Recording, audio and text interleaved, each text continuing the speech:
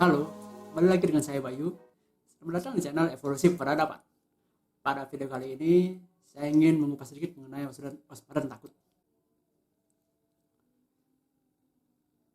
Kata waspada pada kehidupan sehari-hari biasanya memiliki hubungan yang erat dengan kata takut.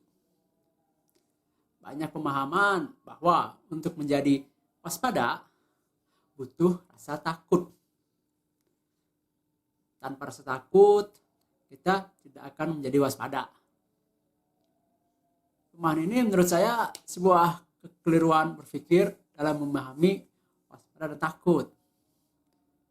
Pada buku saya yang bisa dibeli di Google Book dan Gramedia Online dengan link yang ada di deskripsi ini di bawah ini, saya melakukan kajian dan membuat pembedaan antara takut dan waspada. Juga katanya dengan eling dan waspada.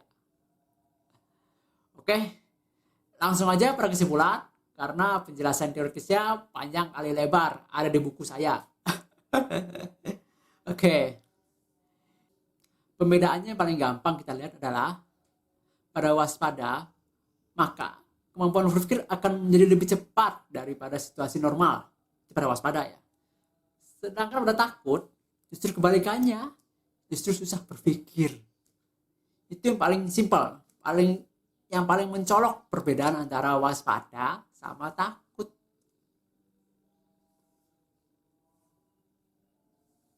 Karena sesungguhnya takut itu merupakan bentuk gangguan dari waspada. Jadi kewaspadaan itu mengalami gangguan, jadinya takut, bukan waspada. Itu sederhananya, gampangnya seperti itu. Jadi waspada berubah menjadi takut, namanya gangguan. Sedangkan takut menjadi waspada namanya pemulihan. Butuh penyembuhan, pemulihan, terapi untuk mengembalikan rasa takut menjadi waspada. Seperti yang kita tahu bahwa lebih mudah mencegah daripada mengobati. Jadi lebih mudah mencegah rasa waspada berubah menjadi rasa takut daripada mengobati rasa takut kembali menjadi rasa waspada. Itu dulu. Perbedaannya itu lagi. Memang pada dasarnya di setiap rasa takut itu memang ada rasa waspada. Dan begitu juga sebaliknya. Di balik setiap rasa waspada ada rasa takut. Yang jadi pembeda adalah lebih dominan mana antara takut dan waspada itu. Dan itu sangat tergantung dari besar gangguan yang dialami oleh kewaspadaan itu. Jadi kalau gangguannya besar, maka takutnya lebih besar daripada rasa waspadanya. Tapi kalau gangguannya kecil, maka waspadanya lebih gede daripada rasa takutnya.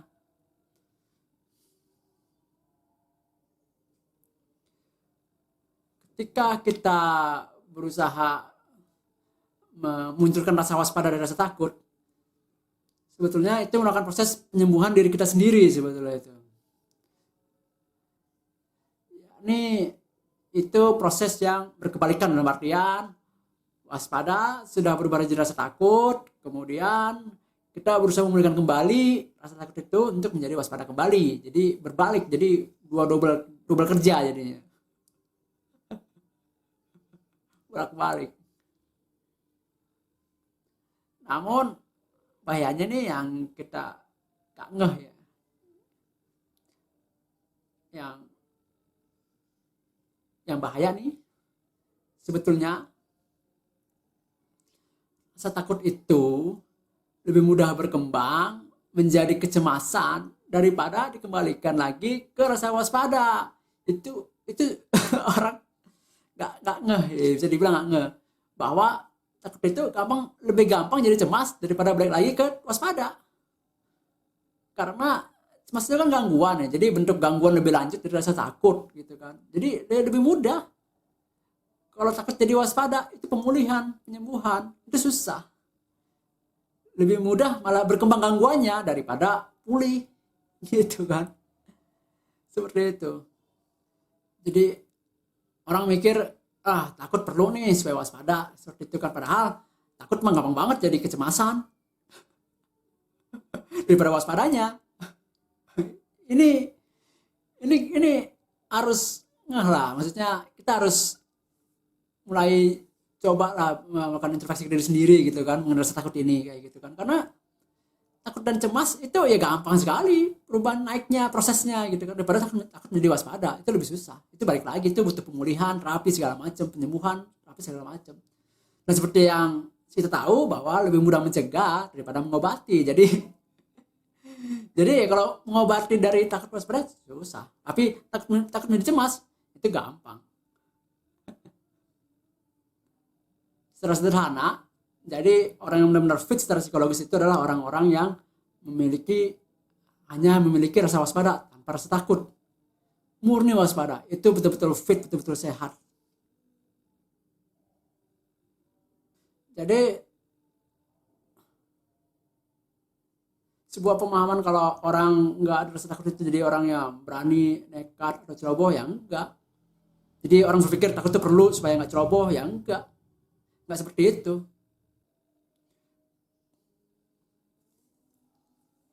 Kalau orang nggak ada takutnya ya dia waspada, tetap waspada. Bukan berarti dia ceroboh atau nekat atau hidupnya hanya bergembira senang-senang, enggak. Senyum dulu, enggak. Ketawa-ketawa terus, ya enggak. Dia ya waspada, aware gitu. Dalam artian dia tetap aware terhadap ancaman gitu. Kemudian kaitannya dengan bencana, ketika bencana atau ancaman yang muncul,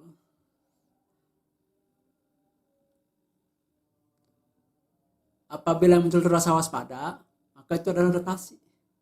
Namun, apabila muncul rasa takut, itu namanya trauma.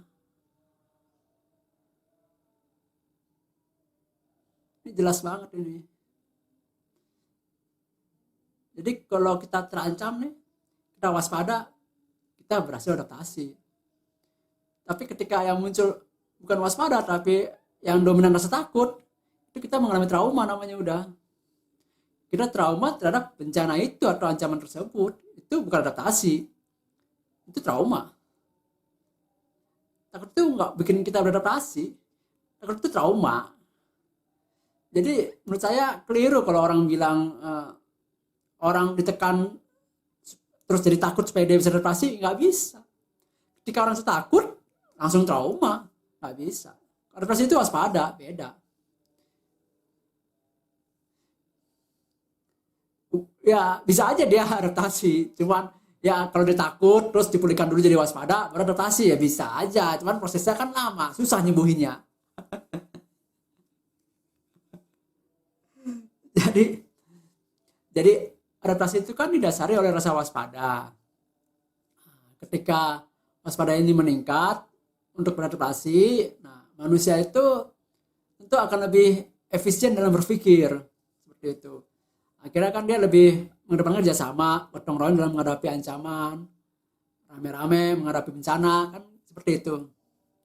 Kayak bencana alam yang terjadi kan gotong royong kita bantu. Tapi kalau trauma, rasa takut, yang ada kan orang itu jadi cemas.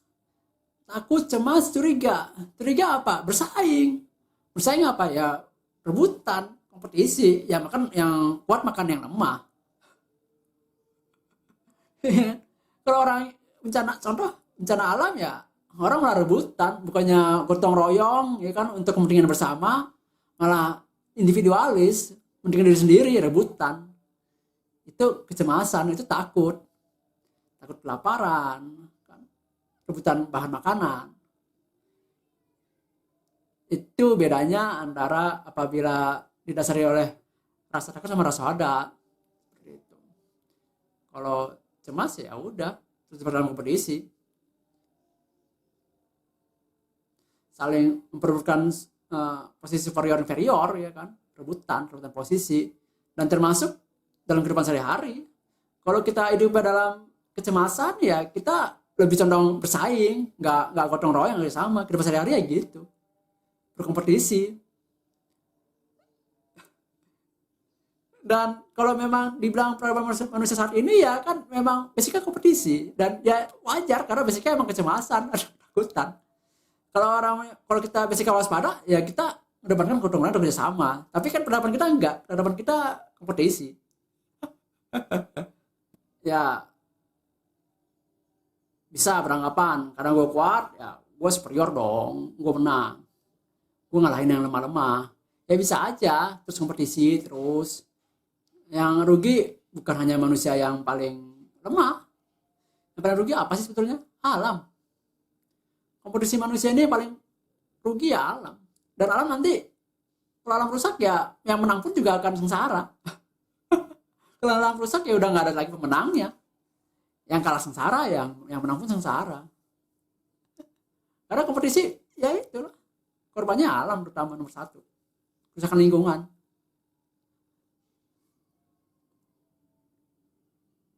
Jadi ketika manusia sibuk kompetisi, maka alam jadi korban. Ya ketika alam rusak ya kalah semua, nggak ada yang menang. Mau yang manusia yang menang, manusia yang kalah ya punah semua. Jadi sebetulnya orang-orang di Nusantara ini, di Jawa ini sebenarnya udah paham banget nih mengenai waspada sebetulnya. Karena sebetulnya waspada itu bentuk alaminya manusia, bentuk naturalnya manusia dalam menghadapi ancaman. Itu waspada, bukan rasa takut, bukan. Waspada. Itu alami manusia itu begitu dalam menghadapi ancaman. Karena sebetulnya waspada itu berasal dari eling. Eling lan waspada. Bukan berasal dari takut, bukan. Waspada itu dari eling. Dan naluriahnya manusia itu eling dan waspada. Takut gangguannya. Nenek moyang kita udah tahu. Leluhur kita tahu semua soal ini. Udah bijak. Cuman ya manusia pada lupa aja sekarang. Kan manusia zaman sekarang pada lupa. Kita ketakutin. Pola senang nakutin. Pola pendidikan nakut-nakutin. Pola kerja nakut-nakutin. Pola hidup nakut-nakutin, ya kan, pola kerja nakut-nakutin, kan jadinya eling dan waspada aja rusak,